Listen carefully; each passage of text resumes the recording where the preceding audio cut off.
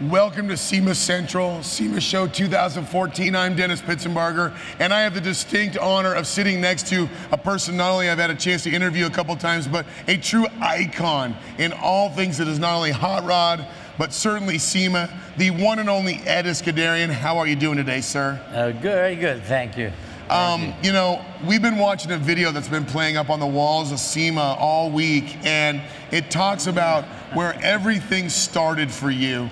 And what an amazing story that is. And maybe you could share that with everyone that's standing in the SEMA Hall right now.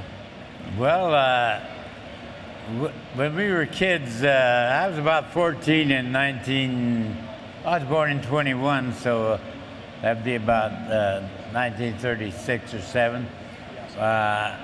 We'd see little cars, stripped down Model Ts go by. They were making their own sport car or sport race car out of an old Model T by stripping it down and hopping up the motor. And we used to think there was only one or two of these in our neighborhood. But we found out later from the older fellas who had been doing this a long time that no, they have them in all different parts of town in California. And they have big meets up on the dry lakes 100 miles from Los Angeles, where we can run 100 miles an hour without any trouble on the flat, dry lake bed out in the Mojave Desert. So that was only 100 miles from Los Angeles. So we got a ride up there and got a thrill of a lifetime by seeing all these little cars that people had built. They might be a Model T or a Chevy or a Whippet cut down and lightened up.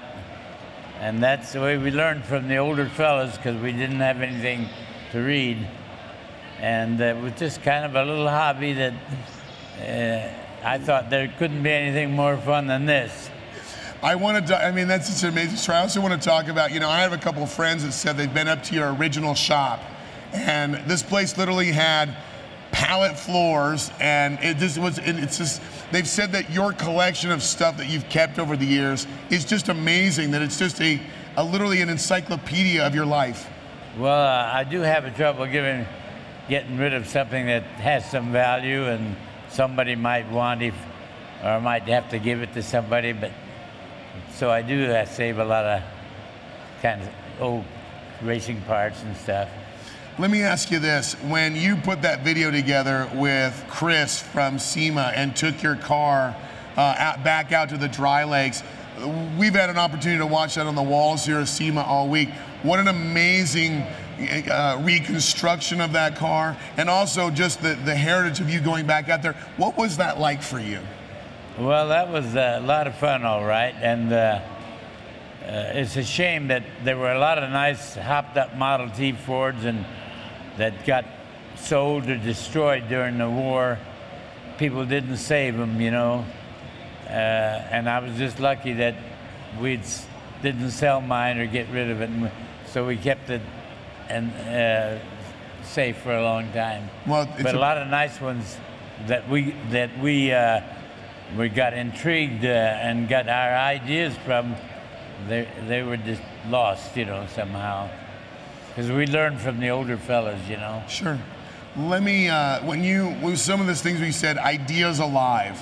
What do words like hot rod, innovator, innovation, you know, obviously known as the cam father, you know, do you look back on your career and all the hot rodding you've done over the years, and is there anything that you would do differently? No, I don't think so. What really happened here is there was a lot of talent all over the United States, back east and all over. And we were out here in California where the weather was good, and you could run these little open, stripped-down cars almost every day of the year, you know. So it spread after the war. The economy got better, and there was evidently a lot of talent back east, and just waiting for a new hobby. And this drag racing made it kind of simple, because you could start at the stock car level, your dad's car or your little car you bought, and you could go to a faster and faster classes, depending on if you wanted to spend more money. But you could get started real easy, and that's why a lot of So it spread to the whole United States, and a lot of new talent just waiting for something to get interested in, and they came up with new ideas and made this thing grow. I remember in our ads we'd put top tuners tips in our page in Hot Rod Magazine, giving them little, because some of the guys that jumped into building engines hadn't been to auto shop in school yet. So I'd give top tuners tips, and I was surprised when I came to one of these big exhibits or shows. I met a guy that said, I couldn't wait to read the Hot Rod Magazine each month to see what the next top tuners tip was. And he's famous. It was Bill Mitchell from New York who started building. Nowadays, he's a big builder of motor blocks, racing strong motor blocks and heads and things like that. So the talent was out there just waiting for this new hobby. Yeah, and you know what? You were a part of it and so instrumental. One more time, if everybody wants to give it up, the one and only Cam father, Ed Iskenderian. Thanks for coming out here. An icon and an incredible man. Thank you so much, sir. Thank you very much. Ed Iskenderian, a great guy. This is Dennis Pitzenbarger from SEMA Central. Sadly, I have to end my time with Ed, but we will be back.